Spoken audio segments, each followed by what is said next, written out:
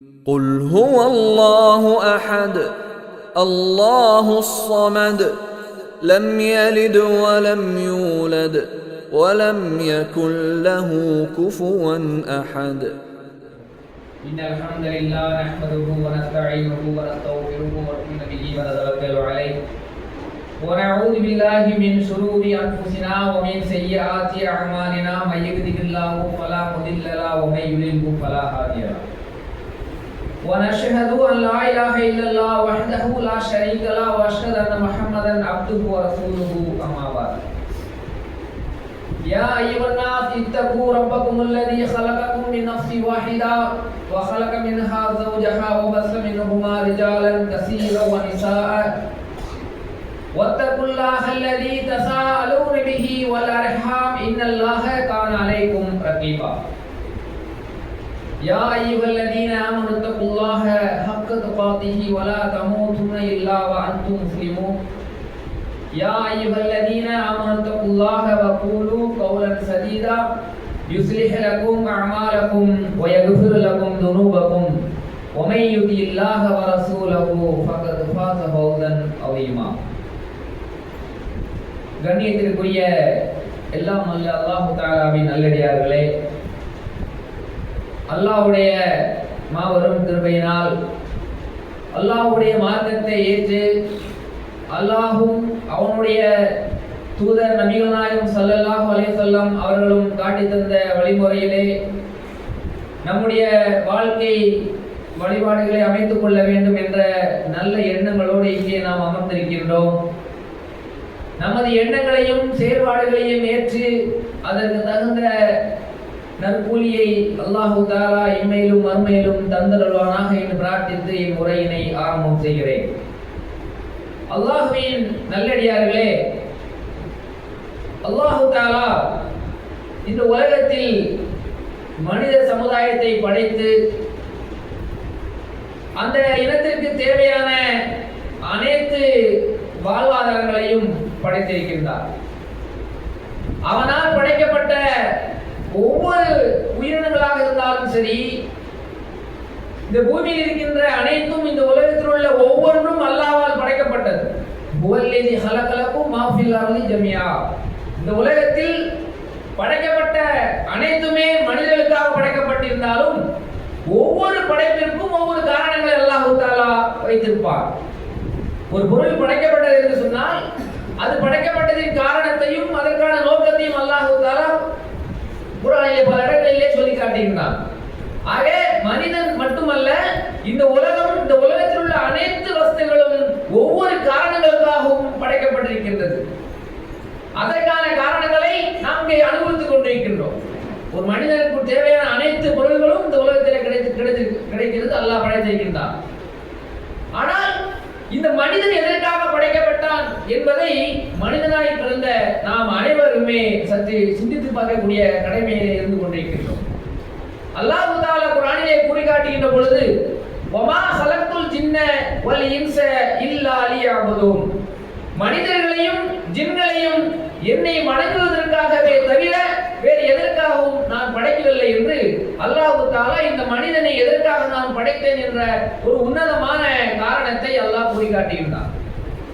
படைப்புகளிலே சிறந்த படைப்பாக அல்லாஹ் தஆலா மனிதனத்தை படைத்திருக்கின்றான் என்று சொன்னால் அந்த படைப்பினுடைய காரணத்தையும் நோக்கத்தையும் அறிந்து அதற்கான வாழ்க்கையை நாம் வாழ வேண்டும் என்றுதான் இந்த உலகம் நம்மை எதிர்பார்த்துக் கொண்டிருக்கிறது. அதைத்தான் அல்லாஹ் தஆலாவும் எதிர்பார்க்கின்றான். எதற்காக படைக்கப்பட்டோம்? இந்த உலகத்திலே வீண் விளையாட்டிற்காகவா, இல்லை ஏதோ ஒரு காரணத்திற்காக நாம் வாழ்ந்துவிட்டு சென்றோம்?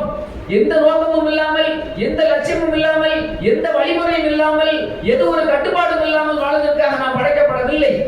அல்லாஹ் தஆலாவுடைய கட்டளையை நிறைவேற்றுவதற்காகவும், அல்லாஹ்வை வணங்குவதற்காகவும், அல்லாஹ்வும் அவனுடைய தூதரும் எதை காட்டி கொடுத்தார்களோ, எதை வழி நடத்தினார்களோ அந்த வாழ்க்கையை நம்முடைய வாழ்க்கையிலே செயல்படுத்த வேண்டும் என்பதற்காக மட்டும்தான் நம்மை அல்லாஹ் தஆலா இந்த உலகத்திலே படைத்திருக்கிறான் என்ற நோக்கத்தை நாம் புரிந்து கொள்ள வேண்டும். அப்படி புரிந்து கொள்ளாததின் காரணம் தான் இந்த மனித சமுதாயம் இன்று அல்லாஹ்வுடைய மார்க்கத்திற்கு அப்பாற்பட்டவர்களாக, அல்லாஹ்வும் அவனுடைய தூதரும் எதன் அடிப்படையில் வாழ சொல்கின்றார்களோ அந்த வாழ்க்கையை வாழ்ந்து விடாமல் தன் மனம் போன போக்கிலே, தன் மனம் எதையெல்லாம் நினைக்கிறதோ அதையெல்லாம் செய்யக்கூடிய, அது தவறாக இருந்தாலும் சரி, அநியாயங்களாக இருந்தாலும் சரி, அக்கிரமங்களாக இருந்தாலும் சரி, பெரிய பெரிய பாவங்களாக இருந்தாலும் சரி, அதை கண்டுகொள்ளாமல் அதை அமல்படுத்தக்கூடிய சூழ்நிலையை நாம் பார்த்துக் கொண்டிருக்கின்றோம். காரணம், அவர்கள் நாம் எதற்காக படைக்கப்பட்டோம், நம்மை கண்காணித்துக் கொண்டிருக்கிறவன் இருக்கிறான், நாம் அவனுக்கு கட்டுப்பட வேண்டும், அவனுடைய வழிகளை பின்பற்ற வேண்டும் என்ற ஒரு பயம் இல்லை. இந்த காரணத்தினால்தான் நம்முடைய வாழ்க்கை இப்படி தடுமாறிக் கொண்டிருக்கிறது. அந்த மனிதர்கள் இப்படி சீரழிந்து விடக்கூடாது என்பதற்காகத்தான் அல்லாஹு தஆலா ஒவ்வொரு சமூகத்திற்கும் இறை தூதர்களையும் இறை வேதங்களையும் அனுப்பி வைத்து அவர்களை பக்குவப்படுத்துவதற்காக, அவர்கள் இந்த பாவத்திலிருந்து மீட்டு கொண்டு வருவதற்காக பல வழிமுறைகளை அல்லாஹு தஆலா கொடுத்து ஒவ்வொரு சமூகத்தையும் அல்லாஹு தஆலா காப்பாற்றிக் கொண்டிருந்தார். ஆனால் நமது சமுதாயம் இன்று அல்லாஹ்வால் நல்ல ஒரு வழியை கொடுத்திருந்தும் கூட, இஸ்லாத்தில் நாம் இருந்த போதும் கூட நாம் அல்லாஹ்வுக்கு கட்டுப்பட்டு வாழ்கிறோம் என்று சொன்னால் முழுக்க இல்லை என்று தான் சொல்ல வேண்டும். ஓரளவுக்கு அல்லாஹ் தஆலாவை நாம் பயந்தவர்களாக நாம் நடித்துக் கொண்டிருக்கின்றோமே தவிர, உண்மையிலேயே நாம் அல்லாஹ்வுடைய வல்லமையையும் அல்லாஹ்வுடைய ஆளுமையையும் அல்லாஹ்வுடைய ஆட்சி அதிகாரங்களையும் அல்லாஹ்வுடைய அந்த யதார்த்த நிலைகளை நாம் புரிந்து நாம் நடந்தோம் என்று சொன்னால் நாம் ஒரு சிறு தவறுகளோடு செய்வதற்கு நாம் யோசித்து பார்ப்போம். ஏனென்று சொன்னால் இன்று நம் சமூக மக்கள் மத்தியிலே இஸ்லாம் என்று பெயரிலே வாழக்கூடிய நம்மிடம் கூட அனைத்து தவறுகளும் இருந்து கொண்டுதான் இருக்கிறது. எந்த விஷயத்தை எடுத்துக்கொண்டாலும் சரி, அன்றாடம் நாம் வாழக்கூடிய, நாம் பேசப்படக்கூடிய, நாம் நடைமுறைப்படுத்தக்கூடிய ஒவ்வொரு குணங்களிலும் ஒரு பாவம் இருந்து கொண்டே இருக்கிறது. அதை நாம் அறியாமல் செய்தோமில்லை, அறிந்துதான் செய்கிறோம். ஆனால் அதை நாம் கண்டுகொள்வது கிடையாது, அதை பாவமாக நினைப்பது கிடையாது. அது அல்லாஹ்வுக்கும் அவனுடைய தூதருக்கும் மாற்றமான விஷயம் என்பதை நாம் நினைப்பது கிடையாது. காரணம் என்னென்று சொன்னால், அதை நாம் இந்த உலகத்திலே நாம் அதை பெரிதாக நினைக்கிறோம். இதெல்லாம் நமக்கு நிரந்தரமானது, இந்த உலகம் நமக்கு நிரந்தரமான உலகம், இதை நாம் அனுபவிக்க வேண்டும், இதெல்லாம் அனுபவித்து முடித்துவிட வேண்டும் என்ற ஒரு மாயை உலகத்தை நாம் எதிர்பார்த்துதான் காரணம்.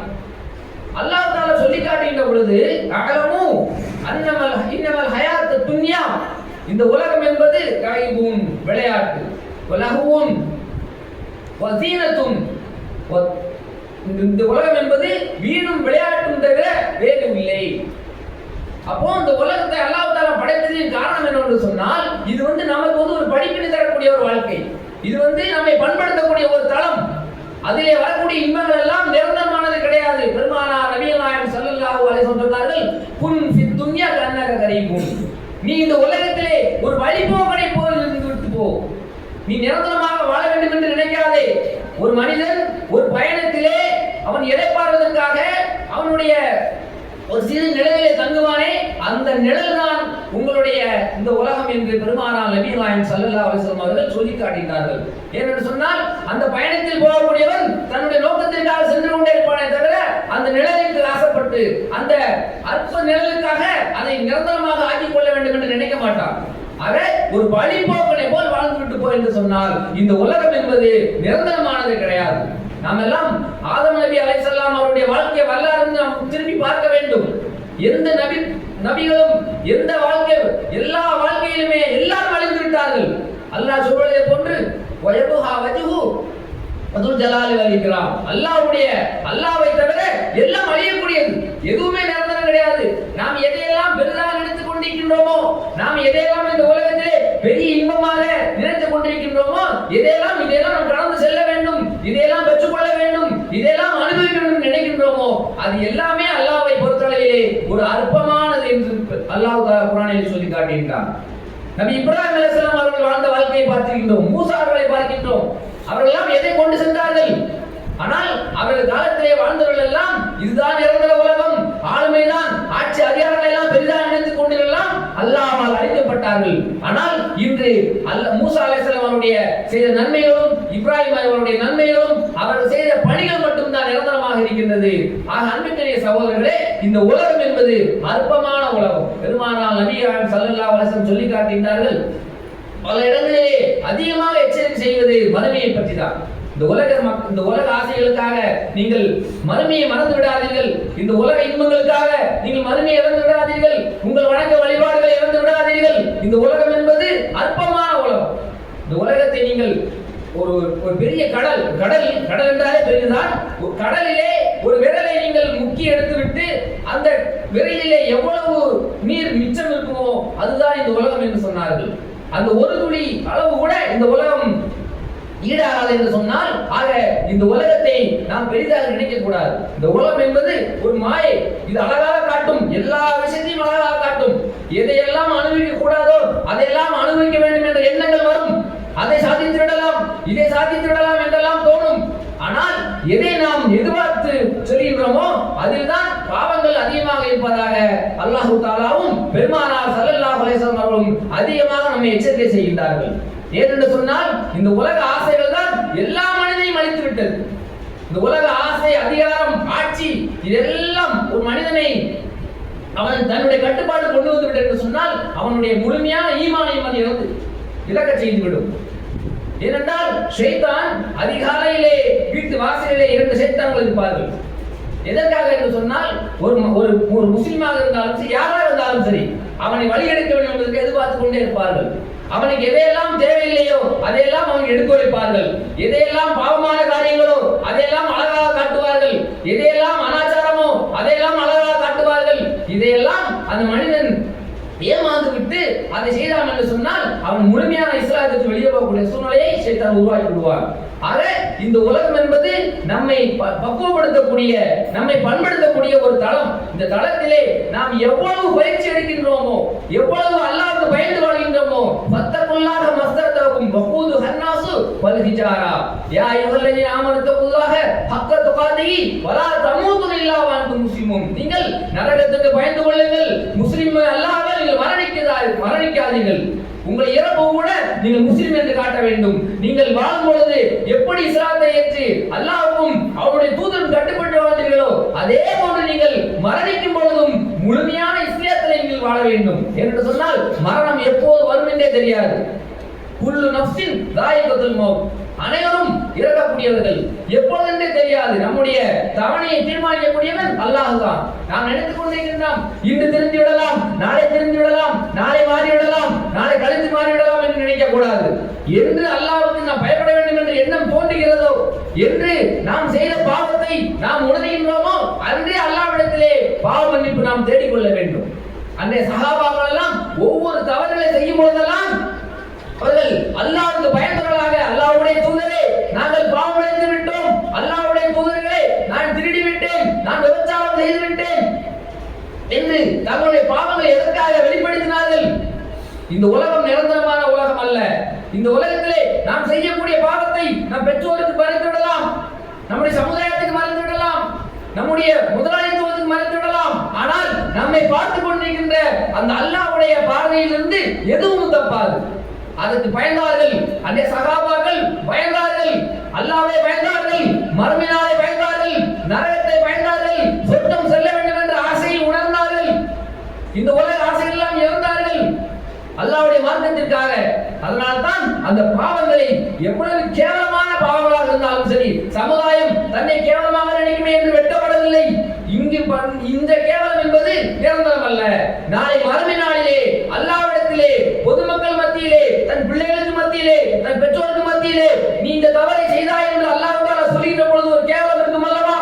அந்த கேவலத்தை நாம் அனுபவிக்க கூடாது என்பதற்காகத்தான் அந்த சஹாபாக்கள் இந்த உலகத்திலே நாம் செய்கின்ற தவறுக்கு அல்லாஹ்வுடைய தூதரிடத்திலே சென்று மன்னிப்பு கேட்டு நாம் ஒத்துக்கொண்டு தண்டனை பெற்றுவிட்டோம் என்று சொன்னால் மறுமை நாளிலே நாம் பரிசுத்த ஒரு மனிதனாக அல்லாஹ்விடத்திலே செல்லக்கூடும் என்ற ஒரு ஆசையின் காரணமாக அவர்கள் தவறுகளை உணர்ந்தார்கள். அதே போன்று நாம் என்ன செய்ய வேண்டும்? இந்த உலகம் நிரந்தரம் இல்லை என்பதை முதலிலே உணர வேண்டும். அதற்கு பின் நாம் தெரிந்தோ தெரியாமலோ செய்யக்கூடிய தவறுகளை அல்லாஹ்விடத்திலே சொல்லி பாவ மன்னிப்பு தேட வேண்டும். அல்லாஹ் தஆலா கருணை உள்ளவன். அல்லாஹ் தஆலா அளவற்ற அல்லாஹ் நம்மை எதிர்பார்த்துக் கொண்டிருக்கின்றான். நாம் எப்பொழுது மன்னிப்பு கேட்போம், நாம் எப்போது நன்றி செலுத்துவோம், நாம் எப்போது அல்லாஹ்வை வணங்குவோம் என்று அல்லாஹ் நம்மை எதிர்பார்த்துக் கொண்டிருக்கின்றான். அல்லாஹ் அதனால தான் நம்மை படைத்திருக்கின்றான். ஒரு மனிதன் தவறு செய்துவிட்டான் என்று சொன்னால் அவனை புறக்கணிப்பது கிடையாது. அவன் திருந்தி வருவதை அல்லாஹ் எதிர்பார்த்துக் கொண்டிருக்கான் என்று சொன்னால் அல்லாஹ் நம் மீது எவ்வளவு கருணையுள்ளவனாக இருக்கிறான் என்பதை நினைத்து பார்க்க வேண்டும் சகோதரர்களே. ஏனென்று சொன்னால் அல்லாஹ் குர்ஆனிலே ஒரு விஷயத்திலே சொல்லுகின்ற பொழுது ஒரு சமுதாயத்தை அல்லாஹ் அழிக்கவே மாட்டான். எதுவரை என்று சொன்னால் அந்த சமுதாயத்தை திருத்தக்கூடிய, அந்த சமுதாயத்தை வழிநடத்தக்கூடிய ஒரு மனிதன் அந்த சமுதாயத்தில் இருக்கின்ற வரை அல்லாஹ் அந்த சமுதாயத்தை அழிக்கவே மாட்டான். எதற்காக என்று சொன்னால் அந்த மனிதன் அந்த சமுதாயத்தை எப்படியாவது திருத்தி விடுவான். அந்த மனிதன் அல்லாஹ்வுடைய மார்க்கத்தை அவரிடத்தில் எடுத்து சொல்லி அந்த சமுதாயம் திருந்துவதற்கு வாய்ப்பு இருக்கும் என்பதற்கான வாய்ப்புகள் அல்லாஹ் கொடுக்கிறான். ஆக அப்படிப்பட்ட வாய்ப்பு தான் இந்த உலகத்திலே நாம் வாழக்கூடிய கொஞ்ச கால வாழ்க்கை. ஒரு 20 ஆண்டு காலம், ஒரு 40 ஆண்டு காலம் நாம் வாழ்கிறோம் என்று சொன்னால் அந்த வாழ்க்கையை பயனுள்ள வாழ்க்கையாக நாம் மாற்றிக் கொள்ள வேண்டும். அதற்காக இந்த உலகத்திலே நாம் ஆசைப்பட்டதெல்லாம் வாழக்கூடாது நினைக்க கூடாது. எல்லாம் செய்யலாம், ஆனால் எல்லா விஷயத்திலும் அல்லாஹ்வுடைய கட்டுப்பாடும் அல்லாஹ் வகுத்து கொடுத்த அந்த வாழ்க்கை வழிமுறையும் இருக்க வேண்டும். வீடு கட்டலாம், கார் வாங்கலாம், எவ்வளவு கூடிய எதையெல்லாம் ஹலால் என்று சொல்லுகின்ற எல்லா விஷயத்தையும் அனுபவிக்கலாம். ஆனால் அல்லாஹ்வுடைய பயபக்தியோடு இருக்க வேண்டும். அல்லாஹ்வுடைய மார்க்கம் அந்த இன்பங்களால் சூழ்ந்திருக்க வேண்டும். எந்த இன்பங்களும், எந்த ஆசைகளும், எந்த ஒரு தேவையும் அல்லாஹ்வுடைய மார்க்கத்துக்கு அப்பாற்பட்டிருக்கிறதோ அதை செய்யாமல் இருந்தால் மட்டும்தான் நாம் முழுமையான முஸ்லிமாக மாற முடியும். இல்லை என்று சொன்னால் நம்முடைய ஈமான் பலகீனப்பட்டதாக தான் இருக்கும். அன்பிற்குரிய சகோதரர்களே, இந்த உலக வாழ்க்கை என்பது ஒரு சோதனை களம் தான். பிள்ளைகளை வைத்து அல்லாஹ் சோதிப்பான், பொருளை வைத்து சோதிப்பான், எல்லா விதமான சூழ்நிலை வைத்து நம்மளை சோதிப்பான். ஆனால் அந்த சோதனை என்பது நிரந்தரமானது கிடையாது. கஷ்டமும் நிரந்தரம் கிடையாது, சந்தோஷமும் நிரந்தரம் கிடையாது. இந்த உலக வாழ்க்கையே நிரந்தரம் கிடையாது என்பதை நாம் ஆழமாக நம் மனதிலே பதித்து வைக்க வேண்டும். அல்லாஹ் தஆலா மறுமையினாலே எதற்காக ஏற்படுத்தி வைத்திருக்கின்றான்? மறுமையினாலே சொர்க்கம் நரகம் என்று இது வாழ்க்கையை பிரித்து வைக்கிறார் என்று சொன்னால் நாம் இந்த உலக வாழ்க்கையிலே எப்படி வாழ்ந்தோமோ அதற்கான கூலியை கொடுப்பதற்காகத்தான் 2 விதமாக பிரித்து வைத்திருக்கின்றான். ஒமை யமல் மிஸ்கால தர்ரத்தின் கைரை யரா. எவன் ஒருவன் இந்த உலகத்தில் வாழ்கின்ற பொழுது அல்லாஹ்வுக்காக அல்லாஹ்வுடைய மார்க்கத்தை ஏற்று அல்லாஹ் சொல்லக்கூடிய ஹராமான விஷயங்களிலிருந்து விலகி இருந்து எதையெல்லாம் அல்லாஹ்வால சொல்லியிருக்கின்றானோ, ஜகாத் கொடுங்கள், நோன்பு வையுங்கள், தொழுங்கள், பிரார்த்தனை செய்யுங்கள், அல்லாஹ்வை அதிகம் நினையுங்கள், ஏழைகளுக்கு உணவளியுங்கள் என்றெல்லாம் நல்ல விஷயங்களை சொல்லுகின்ற பொழுது அதை நாம் ஏற்றுக்கொண்டு நம்மால் முடிந்த அளவுக்கு மார்க்கத்தின் நிர்பந்தம் கிடையாது.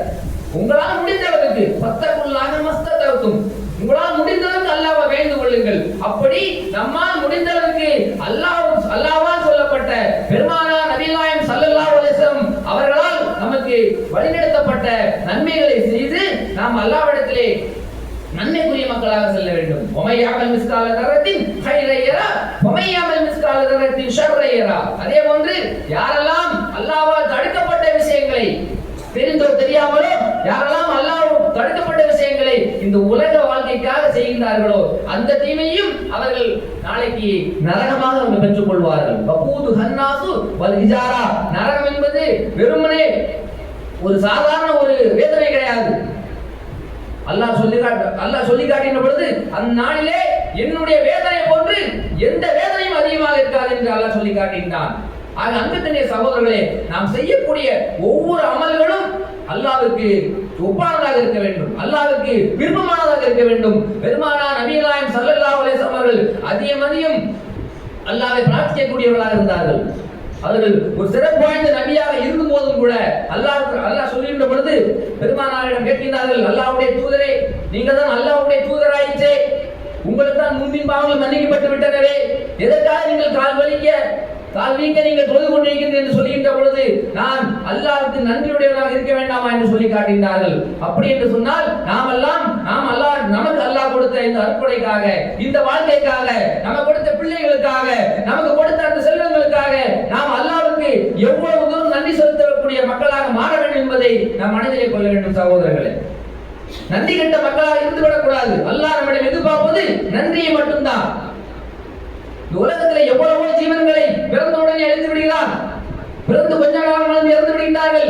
ஆனால் நமக்கு கொடுத்த வாய்ப்பு என்பது அல்லாஹ் நம்மை திருத்துவதற்காகவும் நாமே பண்படுத்திக் கொள்வதற்காகவும் அல்லாஹ் சொல்லி காட்டின பொழுது ஒரு சமூகம் தன்னை தானே திருத்தாதவரை அல்லாஹ் திருத்த மாட்டார். அப்போ நாம் தான் நம்முடைய தவறுகளிலிருந்து மீட்டு வெளியே வர வேண்டும். அதற்கான உபதேசங்களை கேட்க வேண்டும். அல்லாஹ் குர்ஆனிலே குர்ஆனை படிக்க வேண்டும். அதிகம் அல்லாஹ்வுடைய வேதங்களை படிக்கத்தான் நம்முடைய வாழ்க்கை பண்படையும். ஏதோ வெள்ளிக்கிழமை மட்டும் ஒரு அரை மணி நேரம் ஜும்மாவை கேட்பது ஒரு மனிதனை பக்குவப்படுத்தி விடாது. நாம் என்று நம்முடைய அதற்காக நேரம் ஒதுக்கி ஒரு 20 நிமிடமோ 10 நிமிடமோ 1 பக்குவப்படுத்தக்கூடிய வசனமாக அது மாறும். நாம் அந்த வாழ்க்கையை மாற்றிக்கொள்ளக்கூடிய வாய்ப்பை அல்லாஹ் தஆலா கொடுப்பான். அன்புக்குரிய சகோதரர்களே, பாவிகள் எல்லாரும் பாவிகள் தான், எல்லா மனிதனும் தவறு செய்யக்கூடியவர்கள் தான். ஆனால் அந்த தவறிலிருந்து திரும்பி வரக்கூடியவர்கள் தான் அல்லாஹ் விரும்புகிறான். அப்படிப்பட்ட வாழ்க்கையை நமக்கு கொடுத்துட்டான்னு சொன்னால் நமக்கு தவணை. இந்த உயிரோடு இருக்கிறோம், இது நமக்கு அல்லாஹ் கொடுத்த தவணை. இந்த மாலைக்குள்ளே நாம் திருந்து விடலாம், அசர் தொழில்களை நாம் திருந்து விடலாம். நாளை அல்லாஹ் நம்ம உயிரோடு வைத்திருந்தால் அதுவும் நமக்கு கொடுத்த வாய்ப்பு. இப்படி நமக்கு தள்ளப்பட்டு கொண்டிருக்கின்ற ஒவ்வொரு நிமிடமும் நாம் திருந்துவதற்கான வாய்ப்பு, அல்லாஹ்வை உணர்வதற்கான வாய்ப்பு, நாம் நம்மை மாற்றிக் கொள்வதற்கான வாய்ப்பு. அந்த வாய்ப்பை நாம் இழந்து விட்டோம் என்று சொன்னால் நாம் மறுமை நாளிலே ஒரு பதிலும் அல்லாஹ்விடத்தில் சொல்ல முடியாது. யகூலு யா லைதனி கத்தம்து லி ஹயாத்தி. மறுமை நாளிலே அந்த நரகம் கொண்டு வரப்பட்டு மக்கள் மத்தியிலே காட்டப்படுகின்ற பொழுது மனிதன் சொல்வான், யகூலு யா லைதனி கத்தம்து லி ஹயாத்தி. இறைவா, ஒரு கொஞ்ச காலம் எனக்கு திரும்ப கொடுக்க மாட்டாயா? நான் உன்னை கட்டுப்பட்டு உன்னுடைய வாழ்க்கையை, உன்னுடைய தூதர் சொன்ன வாழ்க்கையை வாழ்ந்துவிட்டு ஓரளவுக்கு நன்மையை கொண்டு வருகிறேன் என்று சொல்வானா? ஆனால் அன்று அந்த வேண்டுதலும் அந்த உணர்வும் ஒருபோதும் பயனளிக்காது. அல்லாஹ் தீர்மானித்து விட்டான்னு சொன்னால் அதுதான். அப்போது மலக்குமார்கள் கேட்பார்களாம், உங்களுக்கு நபி வந்தாலே மார்க்கம் சொல்லப்பட்டதா, எடுத்துரைக்கப்பட்டதா, ஒரு விஷயம் தவறு என்று சொல்லப்பட்டதா, இது நன்மை என்று எச்சரிக்கப்பட்டதா? அதையெல்லாம் செய்யாமல் இருந்தால், அதையெல்லாம் செய்யவில்லை, நீ இன்று எப்படி உங்களுக்கு வாய்ப்பு கிடைக்கும் என்று மறுமை நாளிலே ஒரு மனிதனுடைய நிலையை பற்றி பெருமானார் நபிகள் நாயகம் ஸல்லல்லாஹு அலைஹி வஸல்லம் சொல்லி காட்டுகிறார்கள். இன்று நம்முடைய பெற்றோரை நாம் எப்படி பார்க்கிறோம், எவ்வளவு பாசத்தோடு பிள்ளைகளை எப்படி வளர்க்கிறோம், நமக்கு சொத்துக்களை எப்படி பாதுகாக்கிறோம். ஆனால் மறுமை நாளிலே நரகத்தை பற்றி பெருமானார் நபிகள் நாயகம் ஸல்லல்லாஹு அலைஹி வஸல்லம் சொல்லி காட்டுகின்ற பொழுது ஒரு மனிதன் கடுமையாக வேதனைப்படுத்தப்படுவானாம். அப்பொழுது அந்த மனிதன் அவனே சொல்வானாம், இறைவா, என்னுடைய பிள்ளைகளை நீ நரகத்திலே போடு, என்னை விட்டு விடு. இன்னொருவன் சொல்வானாம், இறைவா, என்னுடைய பெற்றோரை நரகத்திலே போடு, என்னை விட்டு விடு என்று சொல்லுகின்ற அளவிற்கு அவனுடைய வாழ்க்கை அப்படியே மாறிவிடுகிறது.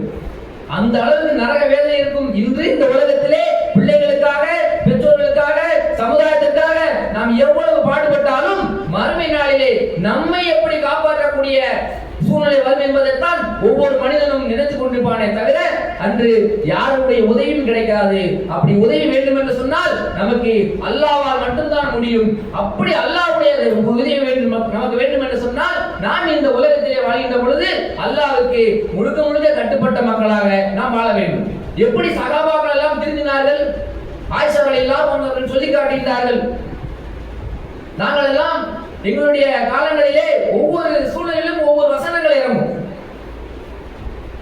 ஒருவேளை அல்லாஹ் தஆலா நீ இந்த தவறை செய்யாதே, நீ விபச்சாரம் செய்யாதே, நீ திருடாதே என்றெல்லாம் நேரடியாக இறக்கி இருந்தால் நாங்கள் ஒருபோதும் அதை பின்பற்றிருக்க முடியாது.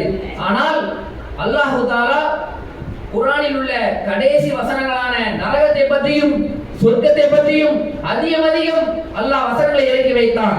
சொர்க்கத்தை பற்றி படிக்க படிக்க எங்களுக்கு இந்த உலகமுடைய ஆசை எல்லாம் மறந்து போனது. இந்த உலகத்தின் மீது உள்ள ஒரு ஆசை ஏற்படவில்லை. ஆனால் மறுமையிலே சொர்க்கம் செல்ல வேண்டுமே என்ற ஆசை மட்டும்தான் தோன்றியது. நரகத்தை அல்லாஹ் தஆலா எடுத்து வைக்கும் போதெல்லாம் அந்த நரகத்தின் மீது உள்ள பயம் இந்த உலகத்தில் நாங்கள் பாவங்களிலிருந்து வெளியே வருவதற்கு இலகுவாக இருந்தது என்று ஆயிஷா ரலியல்லாஹு அன்ஹா அவர்கள் சொல்லி காட்டினார்கள். ஆக அன்பிற்குரிய சகோதர சகோதரிகளே, நாம் நம்மை பக்குவப்படுத்த வேண்டும் என்று சொன்னால் அல்லாஹ் நமக்கு ஏற்படுத்தி வைத்திருக்கின்ற மறுமை நாளுடைய சொர்க்கத்தை பற்றிய ஆசையும் நரகத்தை பற்றிய பயமும் இருக்க வேண்டும். அதற்கு முன்னால் நாம் முழுக்க முழுக்க அல்லாஹ்வை பயந்தவர்களாக வாழ வேண்டும் என்று கேட்டு என் உரையை நிறைவு செய்கிறேன். அஸ்ஸலாமு அலைக்கும் வரஹ்மத்துல்லாஹி வபரகாத்துஹு. அஸ்ஸலாமு அலைக்கும். அன்பிற்குரிய சகோதர சகோதரிகளே, அல்லாஹ்வுடைய மார்க்கம் நமக்கு நிறைய வணக்க வழிபாடுகளை கொடுத்திருக்கின்றது. அல்லாஹ்வுடைய கிருபையினால் ஒவ்வொரு நாளும் நம்மால் முடிந்த அளவுக்கு அல்லாஹ்வுடைய வணக்க வழிபாடுகளை நிறைவேற்றிக் கொண்டிருக்கின்றோம். இது மட்டுமல்லாமல் இனி வரும் காலங்களிலும் எல்லா விதமான வணக்க வழிபாடுகள் நிறைவேற்றுவதற்கு அல்லாஹ் தஆலா அதற்கான வாய்ப்புகளையும் வசதிகளையும் கொடுக்க வேண்டும். குறிப்பாக மிக முக்கியமான வணக்க வழிபாடுகளின் தொழுகை என்பது நமக்கு அவசியம். ஏனென்று சொன்னால் மறுமை நாளிலே முதல் கேள்வி தொழுகை பற்றி தான் இருக்கும். அந்த கேள்வி சரியாக இருக்கும் என்று சொன்னால் அடுத்தடுத்த விசாரணை நமக்கு மிக எளிவானதாக இருக்கும் என்பதாக பெருமானார் நபிகள் நாயகம் ஸல்லல்லாஹு அலைஹி வஸல்லம் அவர்கள் சொல்லி காட்டுகின்றார்கள். அந்த தொழுகையில் நமக்கு அதிகமாக ஒரு என்ன சொல்வது என்று சொன்னால் அதிகமாக பொடுபோக்காக இருக்க என்று சொன்னால் ஃபஜ்ர் தொழுகை. ஏனென்று சொன்னால் பெருமானார் நபிகள் நாயகம் ஸல்லல்லாஹு அலைஹி வஸல்லம் எச்சரிக்கை செய்கின்றார்கள். முனாஃபிக்கினுடைய அடையாளம் என்பது இஷா தொழுகையும் ஃபஜ்ர் தொழுகையிலும் பொழுதுபோக்காக இருப்பது, பாராமுகமாக இருப்பது என்று சொன்னால் அசாட்டாக இருப்பது. அதை நாம் பெரிதாக நினைப்பதே கிடையாது. அசர் லுகர் தொழுகையை யாராவது தொழுது விடுகிறோம், அசர் தொழுகையை நிறைவேற்றி விடுகிறோம், மகரிப் தொழுகை வந்து விடுகிறோம். ஆனால் இந்த ஃபஜ்ர் தொழுகை என்பது நம் மக்கள் மத்தியிலே அதிகம் அது பலையிடப்பட்டுக் கொண்டிருக்கிறது. பெருமானார் நபியாம் ஸல்லல்லாஹு சொல்லி காட்டுகின்றார்கள், யார் ஒருவர் ஃபஜ்ர் தொழாமல் தூங்கி விடுகிறாரோ அவருடைய காதுகளிலே ஷைத்தான் சிறுநீர் கழிப்பதாக ஒரு கேவலமான உதாரணத்தை சொல்லி காட்டுகின்றார்கள். அது அன்புக்குரிய சகோதரர்களே, நம்முடைய நாள் அந்த நாள் முழுவதும் ஒரு நல்ல நாளாக, நல்ல நாள் என்பது நமக்கு கிடையாது என்று சொன்னாலும் ஒரு சிறந்த நாளாக இருக்க வேண்டும் என்று சொன்னாலும் நாம் அந்த ஃபஜ்ர் தொழுகையை முறையான ஒரு நேரத்திலே தவணையிலே நாம் என்ன செய்ய வேண்டும், கடைபிடிக்க வேண்டும். பெருமானார் நபிகள் நாயகம் ஸல்லல்லாஹு அலைஹி சொல்லி காட்டுகின்றார்கள், யார் இஷா தொழுகையை சரியான நேரத்தில் நிறைவேற்றுகின்றாரோ அவர் ஒரு நாளில் ஒரு மனிதர் ஒரு இரவில் பாதி அளவிற்கு நின்று வணங்கினால் எவ்வளவு நன்மை கிடைக்குமோ, ஒரு மனிதர் ஒரு நாள் இரவில் பாதி இரவு முழுவதும் நின்று வணங்கினால் எவ்வளவு நன்மை கிடைக்குமோ அதே அளவு ஒரு மனிதர் இஷா தொழுகையை, ஒரு முஸ்லிம் இஷா தொழுகையை நிறைவேற்றினால் அல்லாஹ் தஆலா அந்த நன்மையை கொடுப்பதாக சொல்லி காட்டுகின்றார்கள். அதே போன்று யார் ஒருவர் ஒரு இரவு முழுவதும் நின்று வணங்குகிறாரோ, அப்படி நின்று வணங்கினால் அல்லாஹ் தஆலா எவ்வளவு கூலி கொடுப்பானோ அதே அளவுக்கு ஃபஜ்ர் தொழுகையை முறையாக பேணுபவருக்கு அல்லாஹ் தஆலா கூலி கொடுப்பதாக பெருமானார் நபிகள் நாயகம் ஸல்லல்லாஹு அலைஹி வஸல்லம் அவர்கள் சொல்லி காட்டுகின்றார்கள். அது மட்டுமில்லாமல் யார் ஒருவர் ஃபஜ்ர் தொழுகையை தொழுகின்றாரோ அவர் அன்று முழுவதும் அல்லாஹ்வுடைய பாதுகாப்பிலே இருப்பதாக பெருமானார் ஸல்லல்லாஹு அலைஹி வஸல்லம் அவர்கள் ஃபஜ்ர் தொழுகையுடைய சிறப்பை பற்றி அதிகமாக சொல்லி காட்டுகின்றார்கள். அன்புக்குரிய சகோதர சகோதரிகளே, நம்முடைய ஒரு நாளினுடைய ஆரம்பம் என்பது ஃபஜ்ர் தொழுகையில் துவங்குகிறது. ஆக அந்த நாள் முழுவதும் நமக்கு சிறப்பானதாக இருக்க வேண்டும் என்று சொன்னால் அந்த நாள் முழுவதும் நாமாக இருந்தாலும் சரி, நம்முடைய பிள்ளைகளாக இருந்தாலும் சரி, நம்முடைய சமூகமாக இருந்தாலும் சரி, அல்லாஹ்வுடைய பாதுகாப்பிலே இருக்க வேண்டும் என்று சொன்னால் நாம் அனைவரும் அந்த ஃபஜ்ர் தொழுகையை சரியான நேரத்திலே நிறைவேற்றிக் கொள்ளக்கூடிய மக்களாக மாற வேண்டும். அதற்கு அல்லாஹ் தஆலா அருள் புரிய வேண்டும் என்று கேட்டு என் உரையை நிறைவு செய்கிறேன். அஸ்ஸலாமு அலைக்கும் வரஹ்மத்துல்லாஹி வபரகாத்துஹு.